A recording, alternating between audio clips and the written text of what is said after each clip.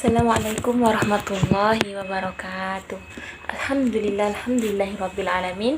Assalatu wassalamu ala asyrafil anbiya'i wal mursalin wa ala alihi washabbihi rasulillahi ajmain.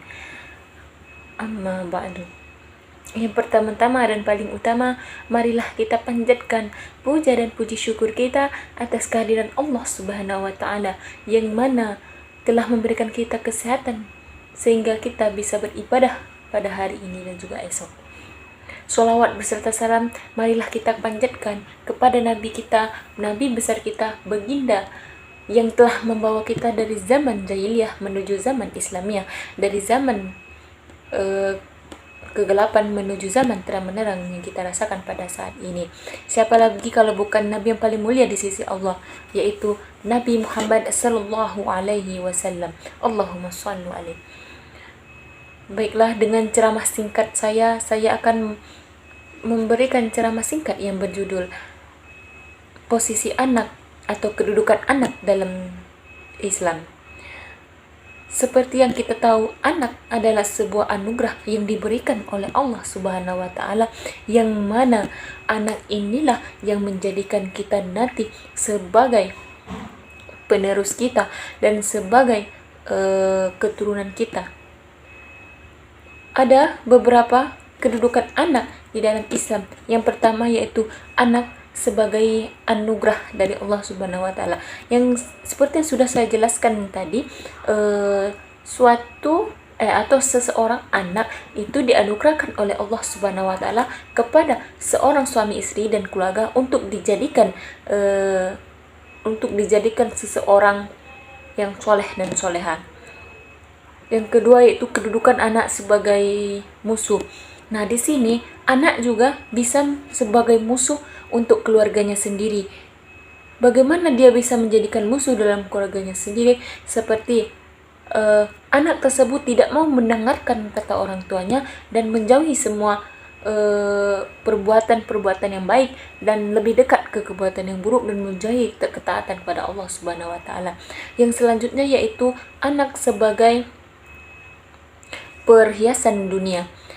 Di sini anak sebagai perhiasan dunia. Apa itu? Berarti anak sebagai perhiasan dunia artinya anak itu lebih berharga dari sebuah harta. Kenapa dari itu? Anak itu adalah titipan Allah yang harus dijaga oleh kita sebagai orang tua dan umat muslim. Selanjutnya yaitu anak juga. Mengapa disebut perhiasan?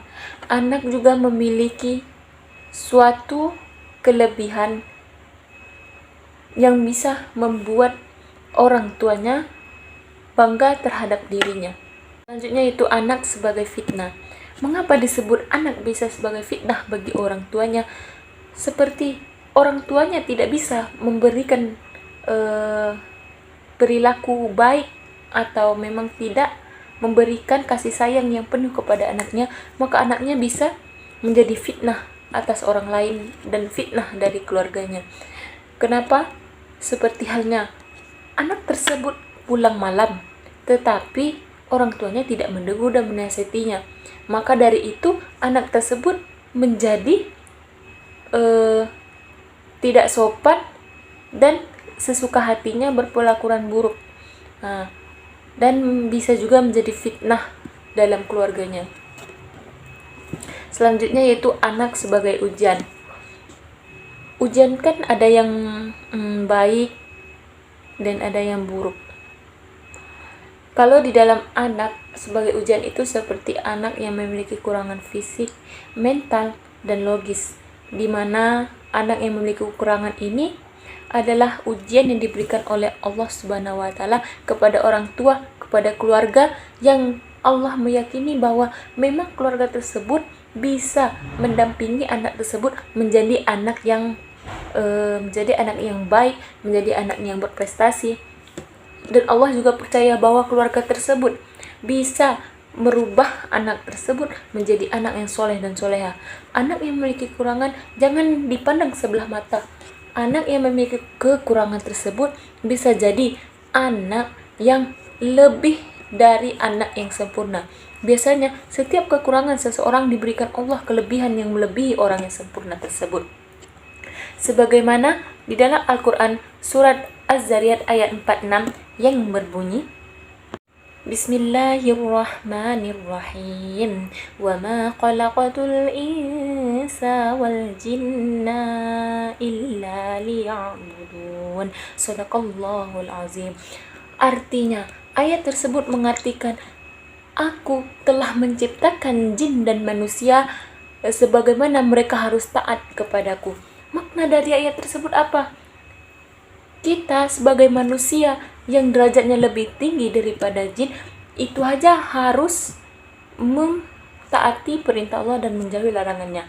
Apalagi jin yang memang mentaati perintah Allah Subhanahu wa taala, tetapi mengapa dia itu buruk? Karena dia tidak mau menghormati manusia. Mengapa malaikat tidak disebutkan dalam kata-kata harus mentaati Allah? Karena malaikat tidak memiliki hawa nafsu. Dan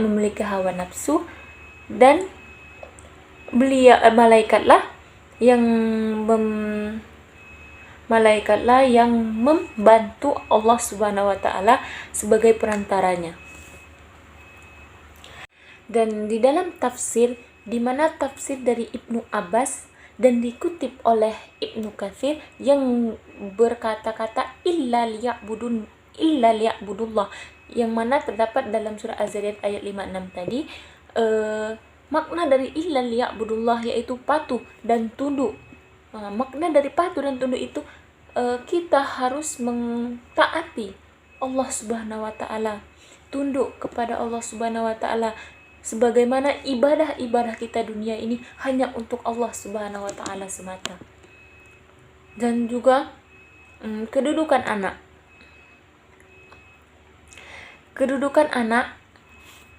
Bagaimana cara kita membuat anak tersebut menjadi anak soleh dan soleha? Berikanlah ia kasih sayang, berikanlah ia kelembutan, ajarilah yang mana baik dan buruk. Jikalau amal yang tidak terputus hingga dunia dan akhirat, yaitu amal jariah yang disebut, salah satunya itu mendapatkan anak yang soleh dan soleha.